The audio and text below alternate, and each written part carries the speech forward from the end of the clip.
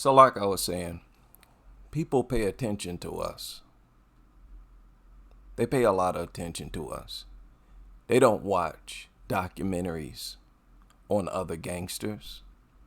They don't want to know the life, the backstory of individuals in gangs from these cities. They don't care to know.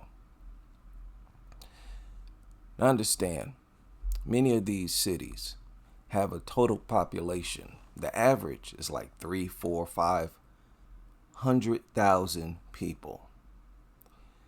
There are cities in the United States with 300,000 black people, 400, 500,000 black people alone.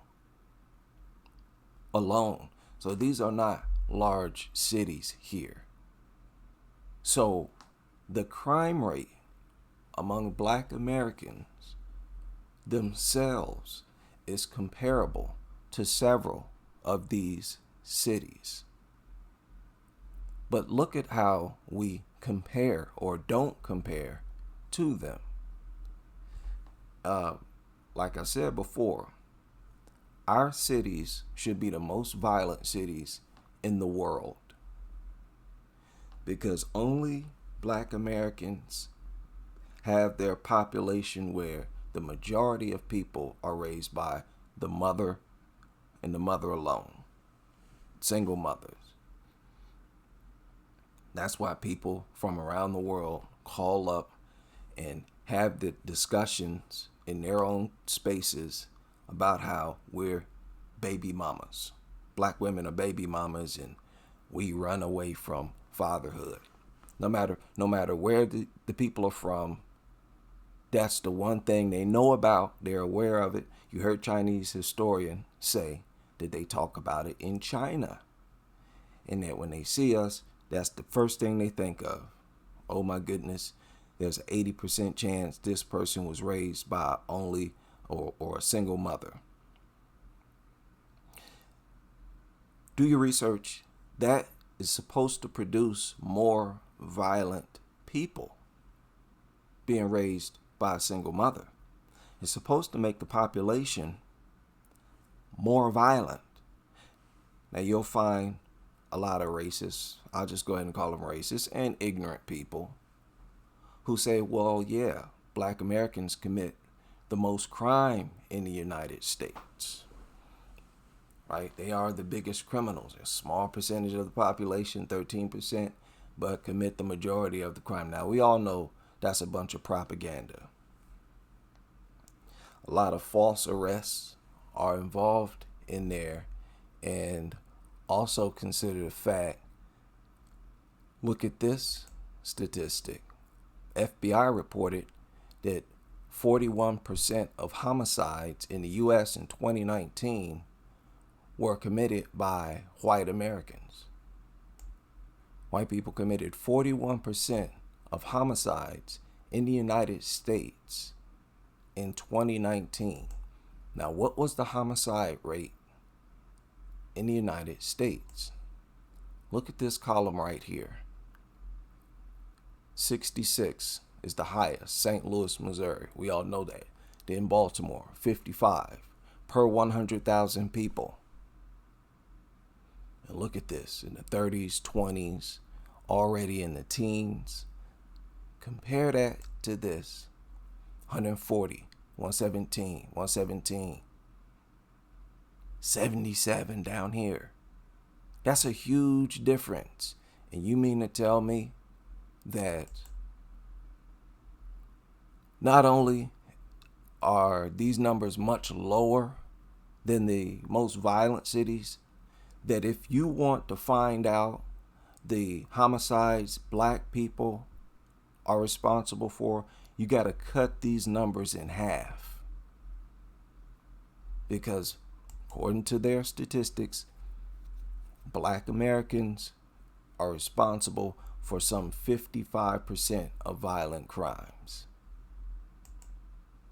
Right? Look, black or African Americans committed 55.9% We're only dealing with homicides, the most violent type of crime. And that's the one that gets the most complaint.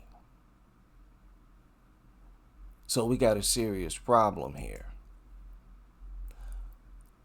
The difference is that nobody hyper focuses on individual gang members like they do with Black Americans. At first, we had people like Capone and, Bumpy Johnson. But the new wave of gangsters in Chicago, especially, but other cities as well, combined with social media. That's the difference. And that's why people around the world hyper focus on the entire life story. These gangsters, many of them are not here anymore, have their entire life story online. And people make documentaries, 2, 3 hours long documentaries all over YouTube, hyper focusing on the individual life, the mind of our gangster. They don't do that with other groups. So as a result, they try to make us the face of violence and violent crime, even though we're one of the least violent, according to the statistics. Again, you got to cut these in half because whites are responsible for about half, right? For about half. Blacks are responsible for 55%. That is crazy. Again, keep in mind, the population of the Black population is comparable to the total population of several of these cities. Many of these cities are not that big at all. You can look them up yourself. One of them in Haiti, one of them in South Africa. Y'all need to stop calling up. Stop having your little Twitter spaces. Stop making goofy videos trying to lecture Black Americans on how violent we are. Because it's actually kind of strange to see this because, again, we're the only ones who are in this position where our families were systematically broken up.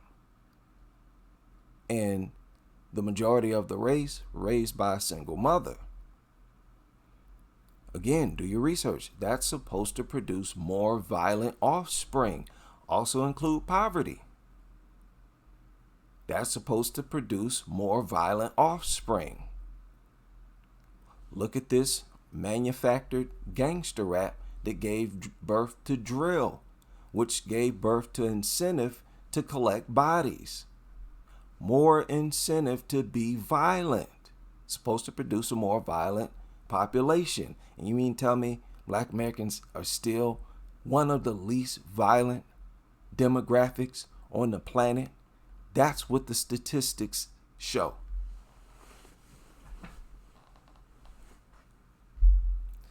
So I want Black men to pump the brakes a little bit. Listen, I don't like a Pookie. Don't nobody want nobody who potentially rob us or kill us. I've lost family to gun violence. Me personally. Totally against it. But I think it's helpful. It's always helpful to know that our youth are not the most violent. One of the least violent. We're one of the least violent people on the planet, according to the statistics. According to the statistics. So isn't it amazing how we're the only one associated with violence and with crime, criminal activity? It's because they hyper focus on our lives, on us, period. Y'all speak Spanish around the world. Why don't y'all hyper focus on these other gangs and cartels? Learn their personal life. Stop investing in whole channels, YouTube channels, talking about our gangsters. Because all that serves to do is to make black Americans the face of violence and criminal activity.